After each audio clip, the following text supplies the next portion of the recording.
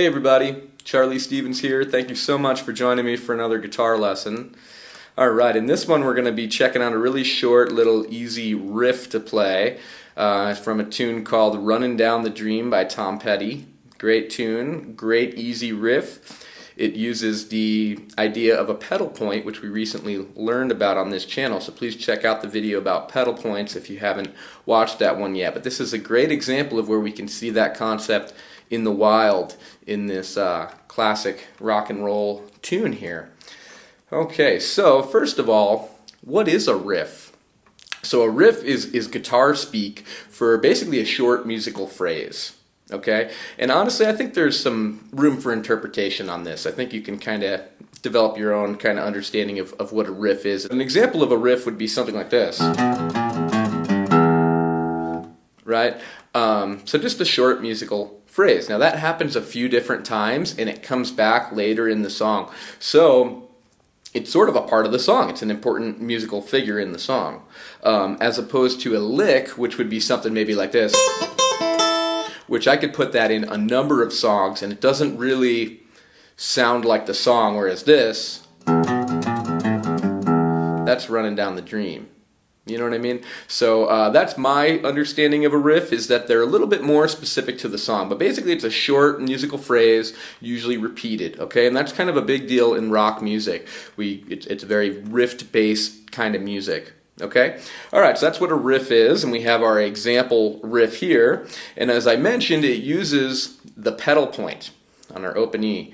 Okay? So that's going to be our very first note, and we're actually going to start that with an up pick, and that will help keep our alternate even where we want it. So if we start with an up on that low E, then our next note is the 7th fret here, same string. All of this is going to be on the same string. We can do that one with a down pick.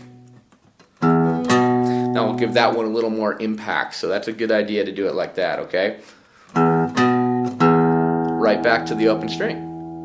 And we're going to go to that note in between every other note. Okay, now we go to the 6th fret. Ooh, that's an interesting sounding note.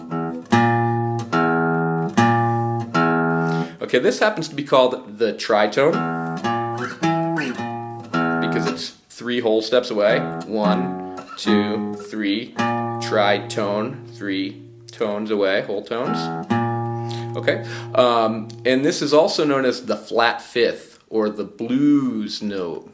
Okay, so if you don't know what that is, I'm going to make a video about that explaining the blues scale and the blues note. So if you're watching this video when it was first released, that is not available yet, but I plan to do that soon. But if you're watching this video in the future, it might be available on the channel already, so please go check that out. Also, if you're watching from the future, what's it like? Do we have flying cars? Still just self-driving? Leave a comment below and let me know how the future's treating you. Okay, anyway, so that's the blue note here on the 6th fret. So we go open with an up, down on 7, open with an up, down on 6, open with an up. Again, right? So every note has an open after it. Okay, and then we keep going in a row to the 5th fret to an open. Okay, so we went 7, 6, 5. That was just right in a row with an open in between. Open 7, open 6, open 5, open. Now here we go, we skip 1. We don't do 4, we go down to 3. And then back to open. And that is the whole riff. Okay?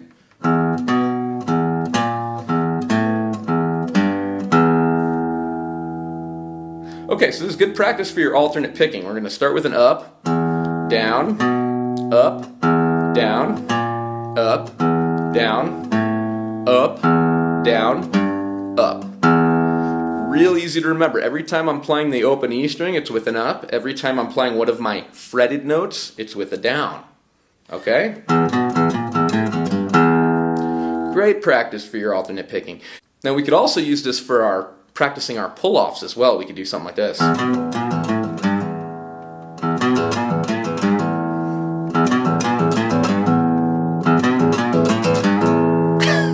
It's pretty fun, okay? Both ways sound good. It's totally up to you how you'd want to do it.